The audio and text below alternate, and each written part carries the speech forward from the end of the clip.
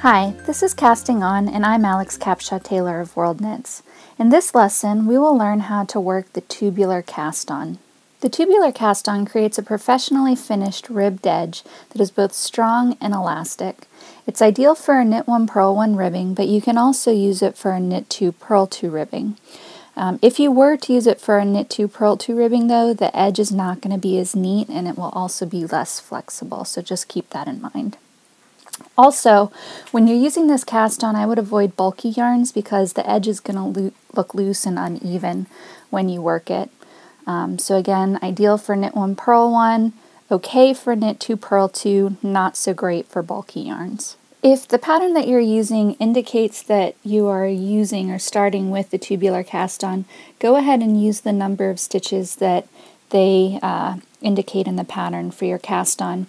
If you wanted to convert, a pattern that just started with a rib, like a knit 1 purl 1, to a tubular cast on, what you're going to have to do is basically cast on half of the stitches with waste yarn.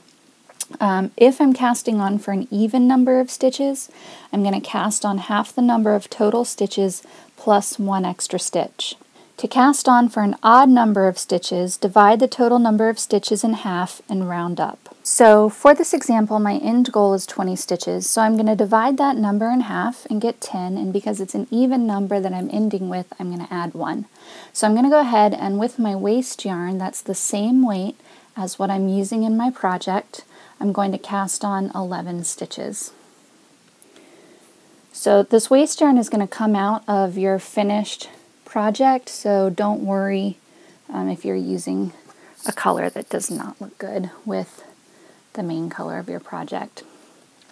So you can use the cast on of your choice. My preferred cast on is always the long tail, and that's what I'm using here.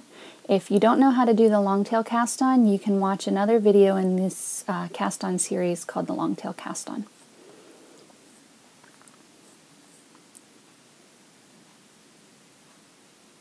Oops, 1 extra. Okay, so counting 11, 1, 2, 3, 4, 5, 11, excellent. Okay, and now I am going to work 3 rows of stockinette stitch, and I want to end on a right side row. Okay, so here I've worked 3 rows of stockinette and I've ended with a right side row. Now if you were using a finer yarn, you'd actually want to work a few more rows. Work for about 1/2 inch to 3/4 of an inch, which is what I have about here. So now what I'm going to do is actually add my project yarn.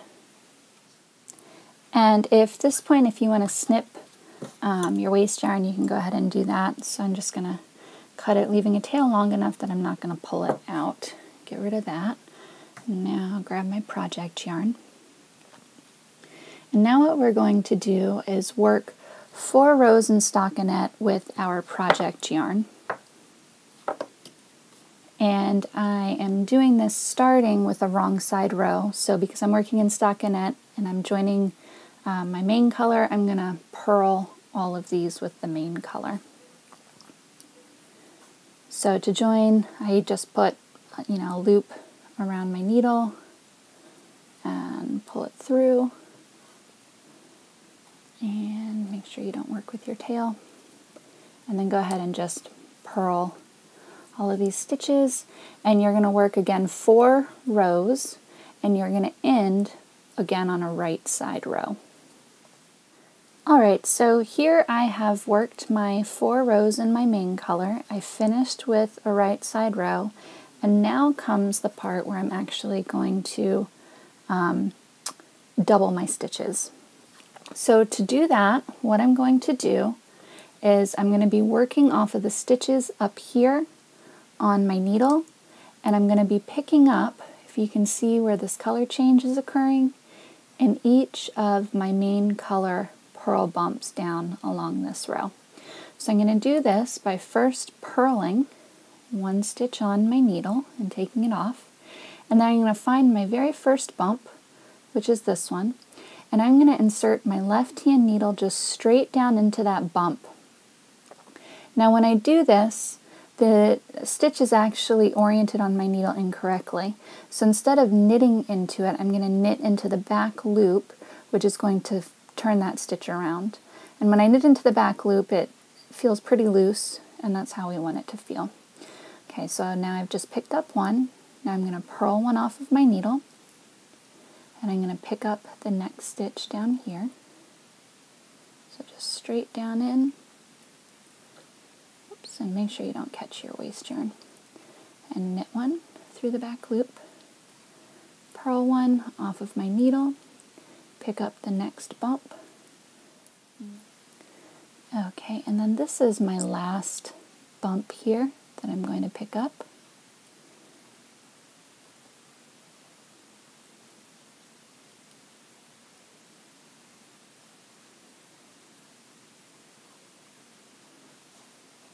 Okay, and so now I've picked up all of my stitches, and now I have just a few more rows that I need to work to finish this tubular cast on. So we're going to turn our work. Okay, to finish this, I'm going to work 2 rows, a right side row and a wrong side row, where I am slipping and purling stitches. So here I'm going to slip the first one purlwise with my yarn and back, and I'm going to move my yarn to the front to purl, slip again with yarn and back, move my yarn to the front to purl, slip with my yarn and back, move to the front to purl, slip with my yarn and back, purl, slip, purl, slip, purl, slip, purl, slip, purl, slip, purl, slip. And now I actually have 21 stitches on my needle, so you're going to end up with an extra stitch when you do this tubular cast on. So to take care of this extra stitch, what I'm going to do is now purl these last 2 stitches together. Okay, and now I'm going to flip it,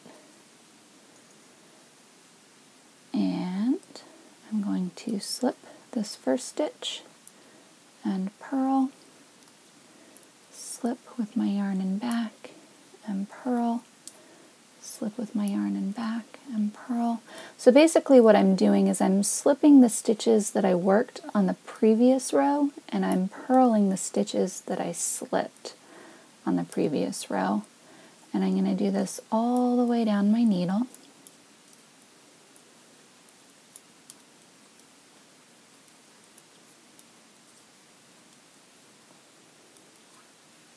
Okay, there we go.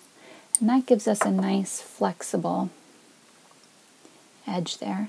So the very final step in this tubular cast on is to remove our waste yarn. So to do that, I'm just going to take my sharp pointed scissors, and I'm just going to snip my waste yarn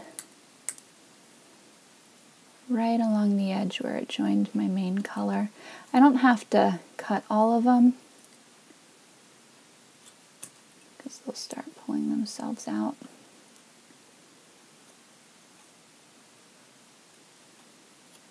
Just make sure when you're doing this that you don't cut your main color yarn. Okay, so there's my waste yarn removed, and here is our nice flexible tubular cast on. So from this point forward, I would just work my regular rib, knit one, purl one, knit one, purl one, all the way down.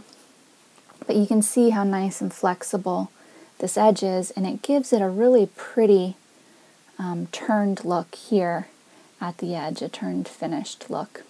So if you wanted to, you could try substituting this on the next hat band or sleeve cuff or sweater hem that you work to give it a nice couture finished look. And that is the tubular cast on. I'm Alex Capshaw-Taylor of Worldknits, and you can find more tutorials in our cast on series at www.worldknits.com.